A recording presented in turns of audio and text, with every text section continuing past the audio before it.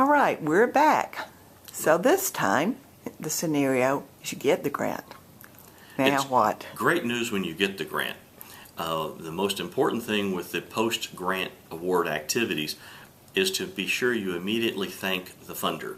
And that includes even the government, whether it's local, state, or federal. It's also important if it's a foundation or a corporation.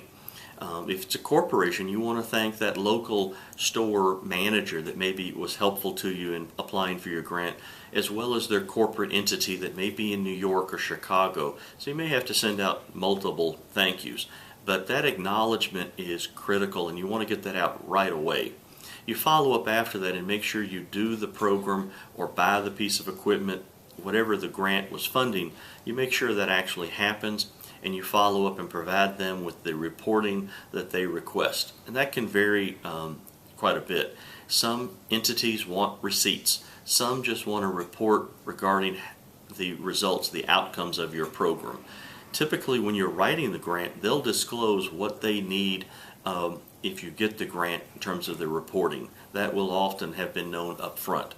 But you need to have your grants calendar, not just have your application cycles, but identify in your grant calendar when your reports are going to be due. It is so easy to forget that a year from now or 18 months from now, I need to send them a progress report. It's whatever details they want, you want to be able to honor those. So as soon as you get the grant award, at the same time you're doing that thank you letter, make sure you note in your calendar, whatever system you're using, when things are due, and give yourself enough time to prepare that. So if it's a progress report, and that progress report is going to take you some time to gather the data, the demographics that maybe you need to report on, or it's the receipts from the finance department, be sure you build into your calendar enough time to gather that data. You can't do it all the same day it's due. So your grants calendar probably needs to know a week, a month before it's due that you need to get started on that. Like a paper. Yes. Grant writing has a lot of similarities to writing term papers. I often joke that I make my living writing term papers. Back and forth. Yes. Is there any wisdom or anything else you would like to tell folks about what they need to know about grants? Grants are a wonderful way to help support your agencies and to be part of your overall funding strategy. Grants are not good if that's the only source of funding you're going for. Grants often are very restrictive. They don't give you a lot of freedom and leeway of what you need to fund for. Here at Home of the Innocents, we have a large need to raise unrestricted dollars to support our programs, but grants don't really help with that. Our grants are supporting a lot of restricted programs. There are programs that we've identified that can be supported with grants or equipment needs. I mentioned earlier we have a nursing unit for medically fragile children. Well, we can buy medical equipment, beds with grants, but you need to have part of your strategy be related to what you can fund with those grants up front.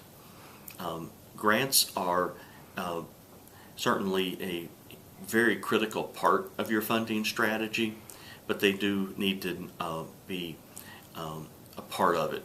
Grants often are thought of as, or can lead you into what's called mission drift.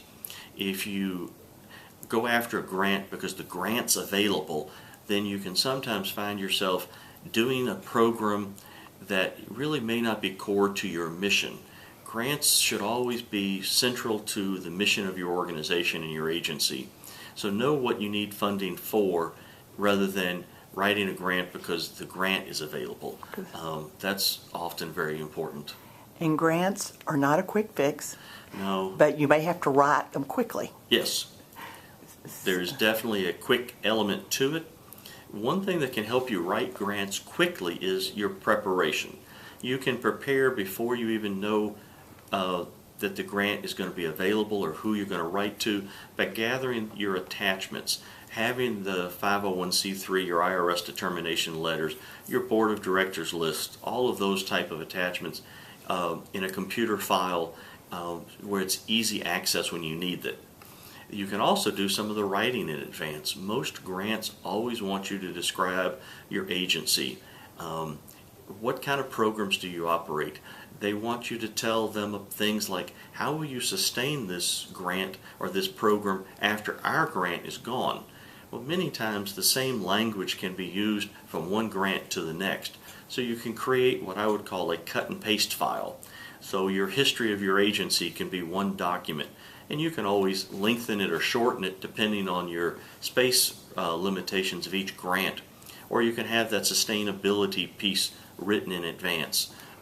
Your proven success record, or your agency's financial management practices.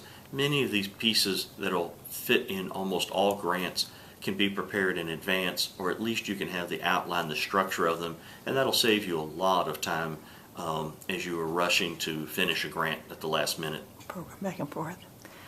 Well, Steve, thank you. Obviously, this is a career that social workers can have. Yes, it's a very good macro placement, but social workers who are not just macro or at the administrative side should also think about grants because it's very important to understand the program that you're funding, so that folks who are doing more clinical work are very critical in the grant process.